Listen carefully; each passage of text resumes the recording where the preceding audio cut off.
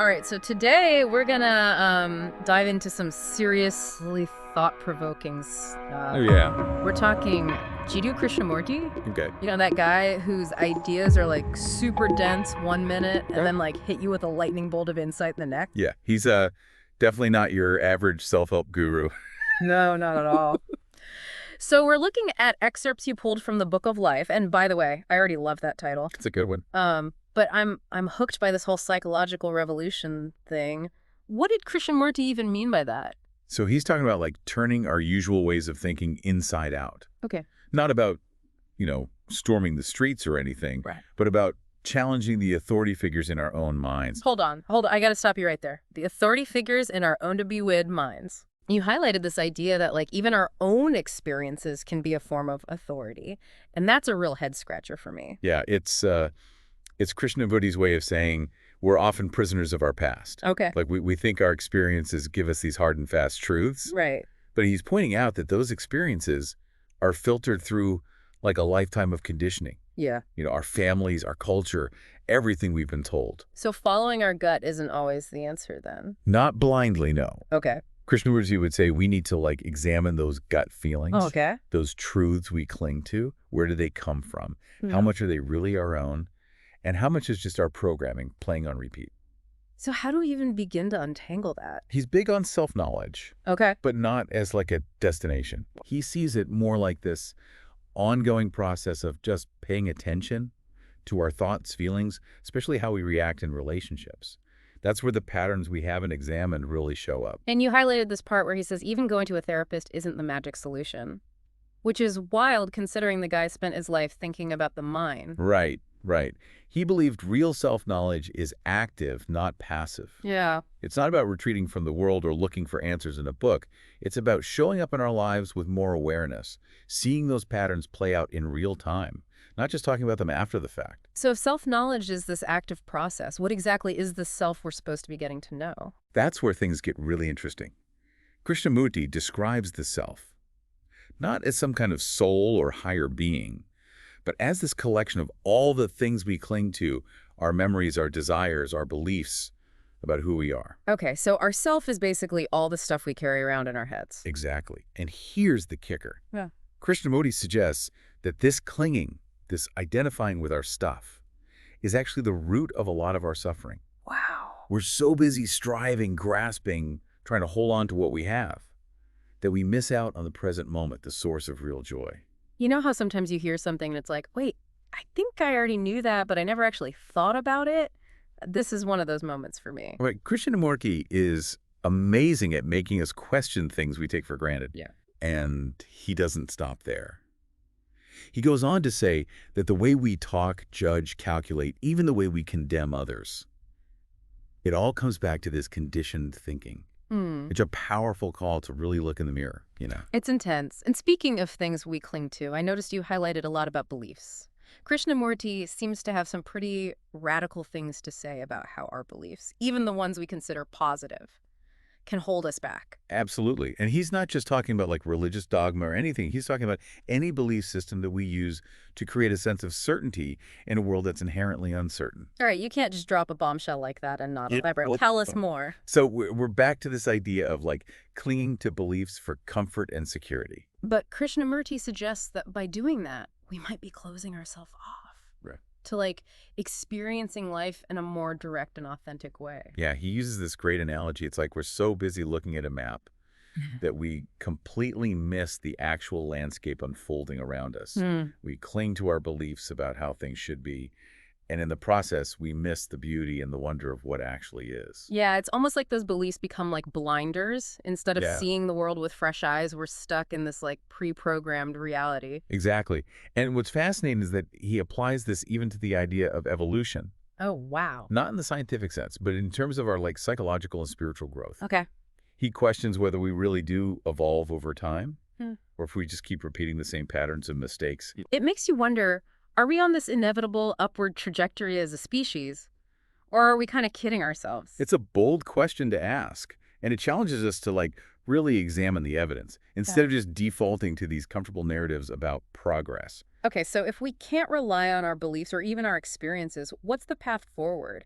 You highlighted a lot about love in these excerpts. Is that the answer? Is that the key to kind of breaking free? Yeah, love is huge for Krishnamurti. But he doesn't see it as some like sentimental feeling. It's a state of being, a way of experiencing the world. And he suggests that it arises when we're able to let go of that clinging, grasping self we were talking about. So it's like when we're so busy worrying about ourselves, our own needs and desires, we block love from coming through. There's a beautiful quote that gets at this. He says, "When you love, is there idea? Every other way we have tried, and there is no answer to misery. We can only know the way of love if we know the way of idea and abandon idea, which is to act." Wow. Okay. Unpack that for me. He's connecting love to action, to letting go of our preconceived ideas. It's almost like he's saying love isn't something we think our way into, it's something we live. Exactly. He's all about bridging that gap between understanding and action. Right. It's not enough to just intellectually grasp these concepts. We have to let them transform the way we move through the world. So how do we actually do that? How do we take this lofty idea of love Yeah. and bring it down to earth, make it real in our everyday lives? Krishnamurti would say it starts with awareness, with paying attention to our patterns and conditioning. He talks about the importance of meditation, but not in the traditional sense. So he's not talking about sitting on a mountaintop chanting, Not necessarily. For Krishnamurti, meditation is about bringing a quality of presence and awareness to every moment, whether you're walking in nature, washing the dishes, or, yes, even stuck in traffic. So it's less about the activity and more about the quality of attention we bring to it. Exactly. It's about being fully present, not trying to escape from life. And he's very clear that this kind of meditation isn't about seeking some special experience or bliss.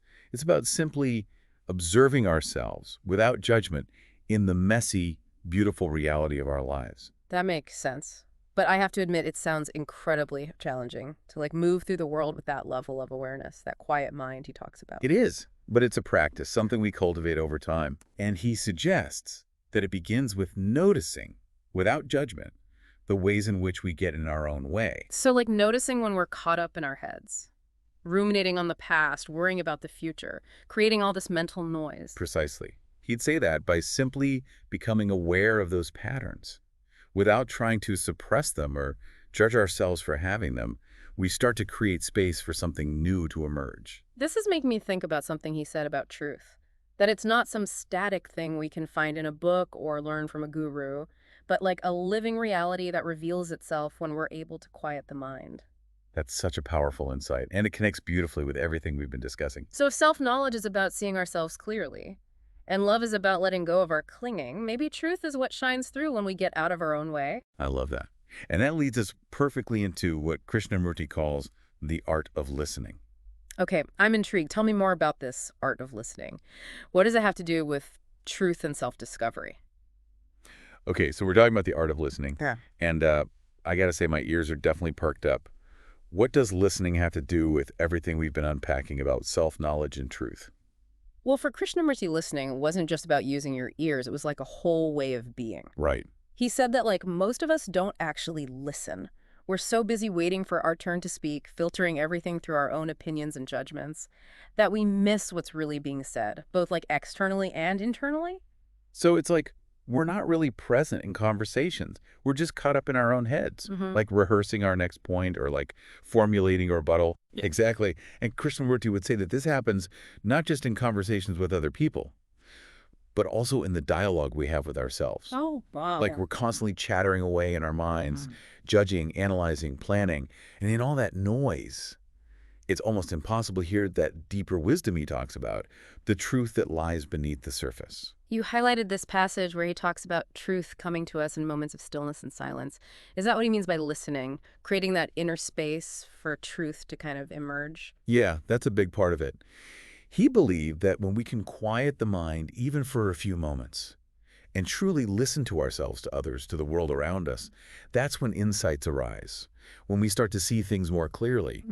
He compares truth to like a thief in the night. It comes unexpectedly, when we're not grasping or seeking. Wow, that's a powerful image. So it's less about trying to figure everything out with our intellect and more about creating the right conditions for truth to reveal itself. Exactly. It's a subtle shift, but it's a really profound one.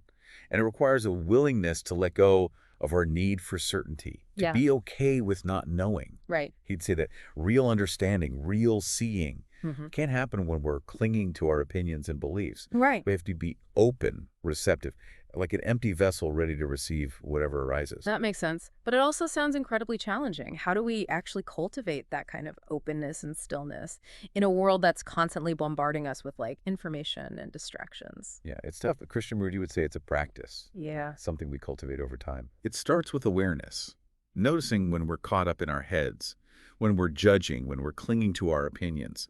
And it's not about beating ourselves up for having those thoughts and reactions. It's simply about seeing them clearly with compassion. So it's not about silencing the mind completely. It's more about changing our relationship to the thoughts and feelings that arise. Yeah, exactly. It's about creating a space between ourselves and our thoughts, so we're not so identified with them. Okay. He used to say the observer is the observed, meaning that in the act of observing our thoughts and feelings, we start to see that we are not our thoughts. We are not our emotions. We are something much larger, more spacious, more free. This has been such an eye-opening conversation. It feels like Krishnamurti's ideas are really about more than just like self-improvement. They're about a fundamental shift in how we see ourselves and the world. Absolutely. He challenges us to question everything, to let go of our fixed ideas and beliefs, and to embrace a more fluid, open-ended way of being. Hmm. And he reminds us that the answers we seek, they're often found not in some external source, but within the depths of our own being. So as we come to the end of this deep dive, what's one thing you hope our listener takes away from Krishnamurti's work? I think the most important thing is that this isn't about becoming a Krishnamurti disciple Oh. or like blindly following his teachings. Hmm. It's about taking his insights and using them as a springboard for your own self-discovery. Hmm. He'd say truth is a pathless land, meaning that there's no one-size-fits-all approach to this journey. So it's about cultivating that inner quiet, that open-minded curiosity, and trusting that the answers, the insights, the truth, it'll all reveal itself in its own time. Beautifully said. Krishnamurti's work is a call to awaken to the present moment, to meet life with a sense of wonder and curiosity. And that's a journey worth taking, wouldn't you say?